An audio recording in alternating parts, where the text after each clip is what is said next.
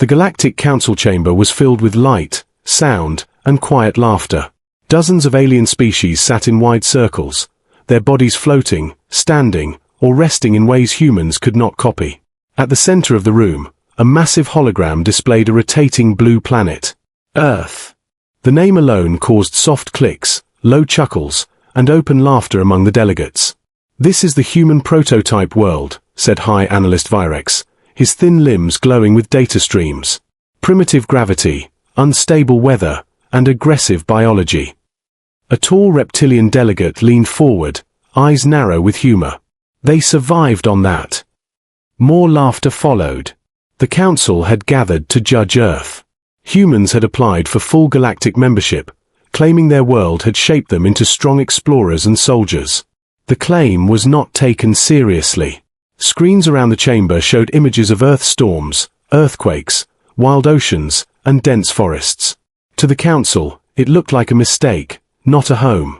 "The design is inefficient," said a floating intellect from the core worlds. "High danger, low reward." A small mammal-like delegate shook its head. "In my system, this planet would be abandoned." The word primitive appeared again and again in the shared data feed. Primitive tools, primitive shelters, primitive thinking. At the edge of the chamber stood the human delegation. They were few, wearing simple uniforms with no glowing tech or floating shields. Commander Elias Grant stood at the front, his hands behind his back, his face calm. He did not interrupt. He did not defend Earth. The council mistook silence for weakness. High Analyst Virex turned toward the humans. "Commander Grant," he said, "do you truly believe this world prepared your species for galactic life?" Grant looked at the image of Earth. Blue oceans, white clouds, green scars of life spreading everywhere. "Yes," he said simply. The answer caused another wave of laughter, louder this time. A warrior species delegate slammed a clawed hand on the table. "Your world is a death trap. You call this design successful?" Grant nodded once. "It works." That only made things worse. The council leader raised a limb to calm the room. "Enough," she said. "We will settle this with evidence." A new plan appeared in the air. A joint expedition. Alien observers would land on Earth and test its conditions themselves. "If your world is truly as harmless as you claim," the leader said, "then our teams will confirm it." Grant met her gaze. "You are welcome." The confidence in his voice was small, but real. That confidence made some delegates uncomfortable, though they did not know why. As the meeting ended, data streams shut down and laughter faded into quiet talk. The council members believed the matter was already decided. Earth was a joke. Humans were lucky survivors, nothing more. As the chamber emptied, one junior analyst stayed behind, staring at the hologram of Earth. The planet rotated slowly, storms forming and breaking in real time. "So violent," the analyst whispered. Commander Grant paused beside him. "It looks calm from far away," Grant said. The analyst looked up, confused. "Calm?" Grant gave a small smile. "Only until you land." The human delegation left the chamber.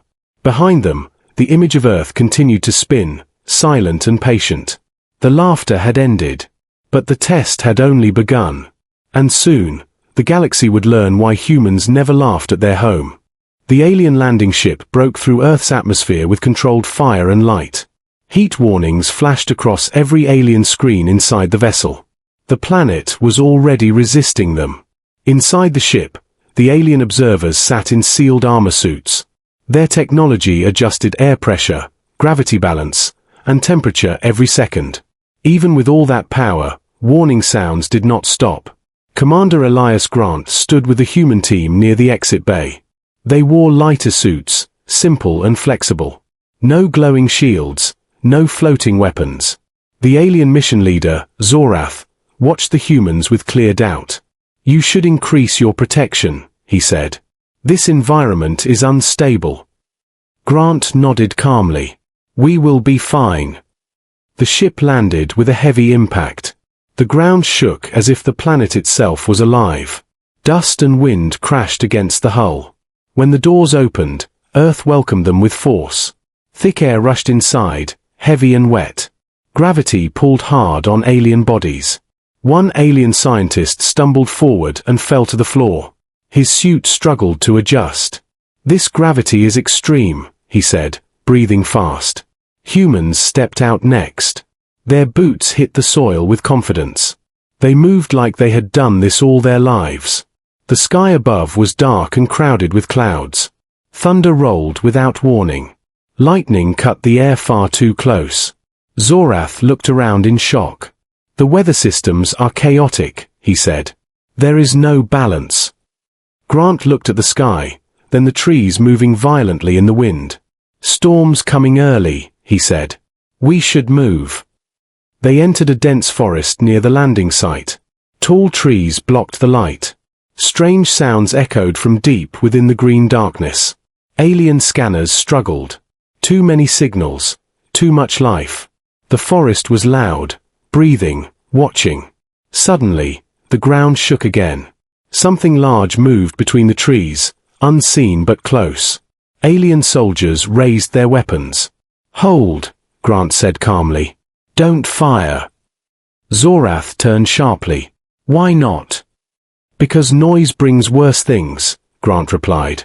The sound passed, heavy steps fading into the distance. Alien hearts beat fast inside their suits. Their technology had not warned them in time. Rain began without mercy. Large drops hitting armor like small impacts. Mud formed quickly underfoot. One alien slipped and struggled to stand. His suit sank slightly into the ground. "Surface integrity is poor," he said in panic. Grant grabbed his arm and pulled him free. "You have to move with it," Grant said. "Not against it." The alien stared at him in disbelief. "You know this world too well." Grant did not answer. As night approached, the forest became louder. Insects screamed, animals called, leaves shifted constantly. Darkness felt alive. Zorath finally spoke, his voice quieter now. "This planet is hostile." Grant nodded. "Only if you don't belong." Far away, something roared, deep and powerful. The sound froze every alien in place. Human soldiers only checked their gear. Zorath swallowed hard. What was that? Grant looked into the darkness, calm but alert. Not the worst thing here. The aliens stood silent as the truth slowly settled in. This was no primitive world. This was a death world that had shaped its people. And they had only taken their first step. Morning did not bring peace to the forest. It only brought light to the danger. The rain slowed, but the ground stayed wet and heavy. Fog moved between the trees like a living thing. Every step made a sound. Alien scanners worked non-stop. They showed movement everywhere. Small life, large life, hidden life. "This place is overflowing," said an alien scientist. "There is no empty space." Grant moved forward slowly, watching the ground. "This is normal," he said. "Earth does not like silence." Without warning, the trees ahead exploded outward. A massive creature stepped into view.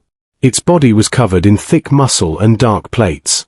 Alien soldiers froze. Weapons locked on the target. Threat alerts screamed in their helmets. "Fire!" one of them shouted. "No," Grant said firmly. "Wait." The creature roared, shaking the air. Birds fled in all directions. The ground trembled under its weight. An alien weapon discharged by accident. A bright energy blast hit the creature's side. The beast barely reacted. The creature charged. Alien soldiers fired together. Energy beams burned the air. The monster pushed through the attack. Its skin absorbed the damage. It was built for this world. "Fall back," Zorath shouted, panic clear in his voice. Humans moved fast. Two soldiers threw metal spikes into the ground. Another pulled a cable tight between trees. "Now!" Grant shouted. The creature hit the cable at full speed. Its massive body flipped forward. The ground cracked as it crashed down. The beast roared again, but this time in pain. It struggled, trapped by terrain and gravity. Humans did not cheer. "Move away," Grant ordered. "It will recover." As if understanding, the creature pulled itself free. It stared at the group with dark eyes. Then it turned and disappeared into the forest. Silence followed, heavy and unreal. Alien soldiers stood frozen. Their weapons lowered slowly. Their systems showed rising stress levels. "You fought it without killing it," Zorath said, shocked. Grant nodded. "Predators remember mercy," he said. "Sometimes." The ground shook again. Not from the creature, but from the sky. Dark clouds rolled in fast. Wind screamed through the trees. Rain returned harder than before. Lightning struck close enough to burn the air. Alien shields flickered. Power systems struggled. Their technology was reaching its limits. Humans adjusted straps, tightened gear, and kept moving. They spoke little. They watched everything. "How do you stay calm?" an alien medic asked. "This world wants us dead." Grant looked back, rain dripping from his helmet. "It always has," he said. "We learned to live anyway." A sudden flood rushed through a low path. Water rising fast, pulling debris with it. An alien scientist screamed as the current grabbed him. Without hesitation, 2 humans jumped in. They fought the water, using trees and rocks. They dragged the alien out just in time. The scientist lay shaking, alive. His suit damaged, his eyes wide. "You risked yourselves," he said. Grant helped him stand. "That's how we survive," he replied. As the storm slowly passed, the forest steamed. The air smelled sharp and alive. New sounds replaced the old ones. Zorath looked around at the humans. Their armor scratched, their faces focused. Not afraid, just alert. "This planet did not make you weak," Zorath said quietly. Grant met his eyes. "It made us ready." Far above them, the Galactic Council watched through broken feeds. For the first time, no one laughed. Because Earth was no longer a joke. It was a warning, and the humans were proof. The storm finally moved away. But Earth did not become friendly. The forest was quiet in a new way. Not peaceful, but watching. Steam rose from the wet ground. The alien team regrouped near a rocky clearing. Damaged suits blinked with warning lights. Power levels were low. Zorath stood still, looking around carefully. "We need to establish a safe camp," he said. "Our systems cannot handle another event like that." Alien scouts checked their maps. They searched for stable ground, calm weather, and low life signals. Every option failed. "There is no safe zone," one scout said, voice shaking. "This entire region is hostile." Zorath turned to Grant. "You know this world," he said. "Where should we set up camp?" The humans exchanged quick looks. Then Grant stepped forward. He pointed toward a distant valley. Alien scanners reacted instantly. Warning icons filled the display. High predator activity, unstable ground, toxic air pockets. Zorath stared at the data, shocked. "That area is extremely dangerous," he said. "Why would you choose that?" Grant lowered his hand.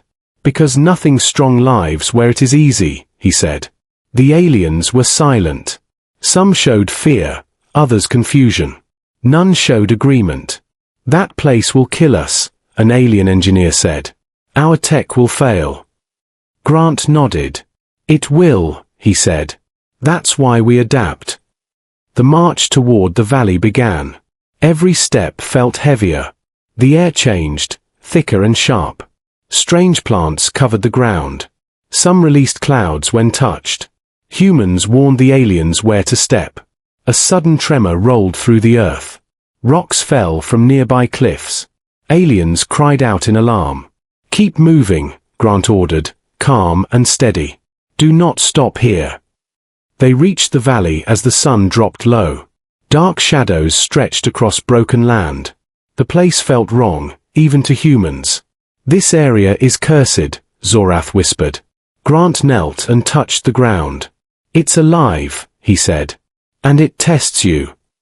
Humans began setting up camp immediately. They worked fast and with purpose, using terrain instead of fighting it. Aliens watched in disbelief. Humans placed barriers where wind naturally slowed. They built shelter near rock that blocked predators. "You planned for this," Zorath said. "This is not improvisation." Grant nodded. "Every human learns this. Earth teaches early." As night fell, the valley became louder. Distant howls echoed. The ground vibrated with unseen movement. Alien stress levels spiked. Some could barely stand. Fear filled the camp. Humans finished their work and sat down. Weapons ready but relaxed. They ate simple rations. Zorath watched them closely. "You act as if this is normal." Grant looked at the dark valley, eyes sharp. "For us," he said, "it is." A massive shape moved on a far ridge. Its eyes reflected faint light. Alien sensors screamed warnings. Humans did not panic. They adjusted lights and stayed quiet. The shape passed without attack. Zorath felt something change inside him. This was not bravery. This was understanding. "This world is trying to break us," Zorath said softly. Grant nodded once. "It always does," he replied. "And we always answer back." Far above, Council observers argued in silence. Their models were failing. Their predictions collapsing. Because humans did not survive despite Earth. They survived because of it. And in the heart of the nightmare world, the camp stood strong, waiting for what came next. Night ruled the valley with quiet force. Stars looked sharp above the broken land. The camp lights stayed low and controlled. Alien observers barely slept. Every sound felt close. Every shadow felt alive. Humans rotated watch duty without stress. They moved smoothly, alert but calm. This was routine for them. High above Earth, the Galactic Council watched through live feeds. The room was silent. No laughter remained. Data streamed across massive screens. Survival rates, stress levels, system failures. Every number favored the humans. "This is impossible," one delegate whispered. "Our models said collapse within hours." On Earth, the valley shifted again. The ground trembled under deep movement. Something massive approached the camp. Alien sensors screamed warnings. Several observers froze in fear. "This is it," one cried. Grant raised his hand. "Lights down," he ordered. "Noise discipline." Humans followed instantly. Camp sounds vanished. The valley went still. A giant creature emerged from the darkness. Its body scarred from countless battles. Its eyes scanned the camp. The alien soldiers shook. Weapons locked but powerless. They waited for death. The creature stepped closer. Its breath shook the ground. It smelled the air. Grant stood slowly, visible but calm. He did not raise a weapon. He did not run. The creature stopped. It watched the human closely. Then it turned away. The valley breathed again. The danger passed without blood. Silence returned. Zorath fell to one knee, overwhelmed. "That thing spared us," he said. "Why?" Grant looked toward the darkness. "Because we respected the land," he replied. "And it noticed." The council chamber erupted into frantic discussion. Classifications changed in real time. Threat levels climbed rapidly. "Earth is not a failed prototype," the high analyst said, shaken. "It is a survival forge." Back on the planet, dawn slowly arrived. Light revealed damage across the valley. But the camp still stood. Alien teams looked exhausted and broken. Humans looked tired but steady. Still standing. Zorath approached Grant. His voice held respect now. "We were wrong," he said. Grant nodded. "You usually are," he replied calmly. Official messages arrived from orbit. Earth reclassified as Class Omega Death World. Humanity reclassified as Elite Survivors. The word spread through the galaxy fast. Fear followed. Then respect. The council leader spoke quietly. We laughed at their home. We laughed at their design. Her voice lowered. That laughter ends today. Grant looked up at the sky, at the clouds that never stayed still, at the world that raised his people. Earth was never meant to be easy, he said. It was meant to make us ready. The alien delegation prepared to leave. Their understanding forever changed. Their pride broken. As the ships lifted from the valley, Earth watched silently, patient as always. Across the stars, a new truth spread. Humans were not dangerous because of their weapons. They were dangerous because they endured. And the galaxy would never laugh again. Because the nightmare world had spoken. And humanity was its voice.